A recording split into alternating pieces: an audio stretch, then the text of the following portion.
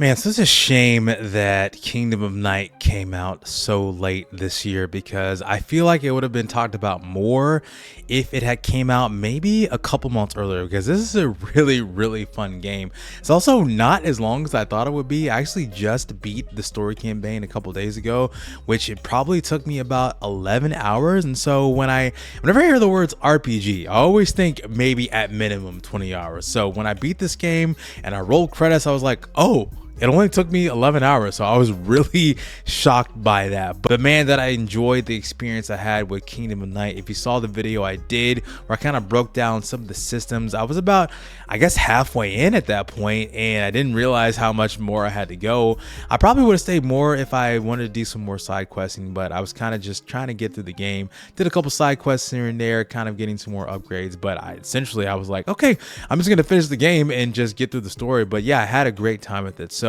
one of the things I obviously liked, and I talked about it in that video, was the 80s retro vibe that pairs perfectly with Stranger Things. I actually just started watching Stranger Things Season 5 just a little bit ago, and it's in the year 1987, which this game is set in. So did they know that Kingdom of Night and Stranger Things were gonna kind of coexist at the same moment? I doubt it, because Dangan Entertainment is more Japanese related, so I don't know if they were paying attention to anything Stranger Things. Maybe I feel like they had to know. I feel like they had to know something about Stranger Things to make a game like this, because there's no way they would kind of do something that involves demons and the occult and all of that stuff. So it really is curious to know that a game like this exists at the same time as like a massive franchise like Stranger Things is happening right now, which hopefully this game gets attention because of that series. So I don't know, I don't think they'll exist at the same time, but yeah, it's just really curious. It's really just a fascinating timing with all of that, but really enjoyed the vibe with this game. And it actually has a really great cast of characters. Yeah, it's your typical 80s type of characters, from your main character being just like a normal high school student. You have kind of like your nerd best friend, you have the jock bully, he has his girlfriend, you have the little girl next door, you have your weirdos, you have all of your classic 80s kids that you probably knew, grow up and love. I absolutely loved and enjoyed it. You have all the adults that are kind of weird as well. Some weird dialogue, which I talked about that in the video as well. It's like, you probably could not say that in the year 2025, but I love the tavern idea. I love the idea once the story starts popping off, that one of the quests that you get is to collect your classmates, and they all just kind of feel like the tavern is like this light, and there's this presence there that exists. And I'll get into that in a second, but the presence that draws them all there, your classmates get inspired to kind of unlock some special abilities. Like one classmate gets the ability to heal you, one classmate will unlock an accessory slot, classmate will allow you the ability to like select different music tracks, one will give you more exact locations of other classmates, and so on and so forth. So it's an interesting concept that rallying basically all of the people that you've met in your school will allow you to move further on in the game. And sequences in this game, there's a sequence in a mall that's really expansive. It's basically a murder mystery, and it was fascinating.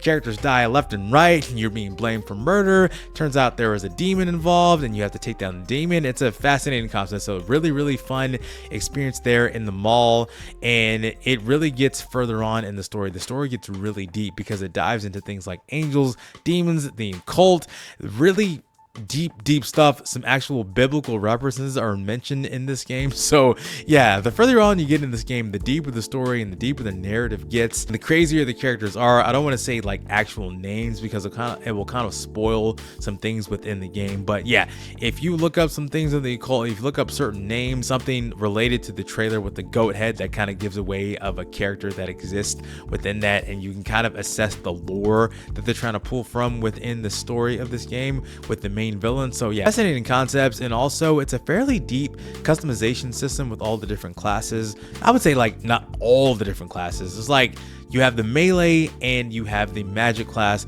but there are different archetypes within the melee and magic classes that you can kind of split off and experiment with. With my class, the main run that I did, the main playthrough that I did with the melee, the barbarian class, I kind of just went straight line with all of the upgrades, kind of didn't deviate. But with the magic class, which you kind of see in the background here, I kind of started up a new run with the magic system. You kind of mix and match and experiment with the different elements elements, because there's a book that you can read that pauses the game. You kind of have to memorize different magic combinations therein to get the different spells. So yeah, interesting. Feels like there's more experimentation with the magic, more than there is with melee, and maybe because of the class that I chose, there wasn't really a good route to take and really much more to explore beyond what I was already doing. But again, there's much more to explore within the amount of customization, with the amount of classes. There's also a lot of loot. There's a lot of loot to collect. When you are out there in the world and you're killing enemies left and right, you're going through the overworld, this pretty expansive and open world. Yeah, it's gated by kind of invisible walls of fog, but you can explore throughout the city. Yes, to answer that question I talked about in that previous video, the entire town is the map. That is it. And there's nowhere else to explore outside of just that town map. But as you explore and as you fight the demons off, and as you kind of just unlock things, you go throughout houses, you will get a lot of loot. You will get a lot of things. You'll get food, you'll get accessories, you'll get weapons, you'll get clothing items. There's a lot of things to collect, and you'll get a lot of loot that you can buy from different people. You can also sell that as well to get money to buy more things. They can get better gear. So yeah, classic RPG type of stuff. But going back to those quests, some of the things I really didn't like as much is that some of those side quests didn't feel as memorable as I thought I did. I talked about that mall scene. That's more of like a main quest. It's more of a main quest because you kind of have to be in there to unlock certain things and to get further on, and it does relate it to an actual main boss that you have to beat. Sometimes I would be on the way to a side quest and then I'd run into a main quest, and I kind of just deviate for a main quest, because why would I kind of waste my time with the side quest? So that would kind of give me minimal loot when I know the side quest, which ends in a boss, gives me more better loot. So I do wish there was more incentive to do some more harder side quests. I didn't feel like there was some more optional bosses. I didn't feel like there was like maybe this optional super boss in the distance that you could face that was apart from the main quest. Even while I was exploring and facing some higher level enemies that I expected, it wasn't as hard as I thought it was going to be, because I think this is more of my build, more of the barbarian route and more of the skills and abilities that I was working with.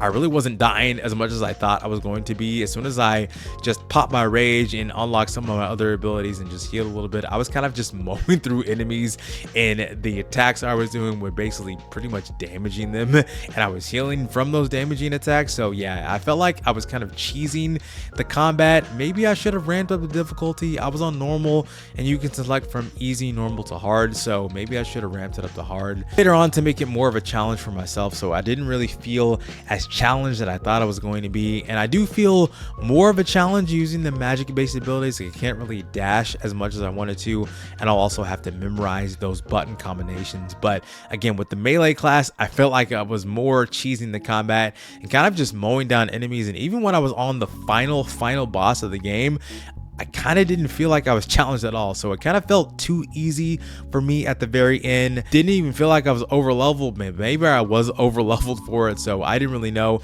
It just felt a little bit too easy for me, especially for a final boss. And maybe some quality of life features, maybe the ability to compare and contrast loot to see what I'm putting on and what I'm taking off, to see what is being increasing and what is decreasing. Maybe some more ways to inspect the loot, maybe the sword. It's honestly really just minuscule quality of life features that you find in RPGs like this. I just wish that was in this game in particular, and maybe they'll fix that later in a later patch, but I don't know. I don't know if they will, but it really was not even that big of a deal. These are really just minor nitpicks aside from the game maybe being a little bit too easy for me. But overall, I loved Kingdom of Night. It was a really fun game, really fun experience. I'm glad I played it. Again, it's a shame that this game came out so late, because more people haven't been trying it, because there's a lot of games that have come out this year, and this game probably may slip through the cracks for some people. But hey, if you're watching this review, if you're watching this video, if you watched the video before, pick up Kingdom of Night, or you can play the demo, try it out. Let me know what you think in the comments. I would love to hear your thoughts, love to hear your opinion on the retro 80s vibe, love to know what you feel about this game in conjunction with Stranger Things Season 5. But yeah, let me know. And this is a game that won't overstay its welcome. Again, I finished this game in about 11 hours. You can probably get through it in about less time as I did. But thank you again so much for watching this video. I am enjoying a lot of these games. I gotta start doing some wrap up, because man, the year is about to close out. Christmas is upon us. The end of the year is almost upon us. We got a whole lot to talk about towards the end of the year. And so much for watching. My name is Chike, and I will see you on on the next one. Peace out.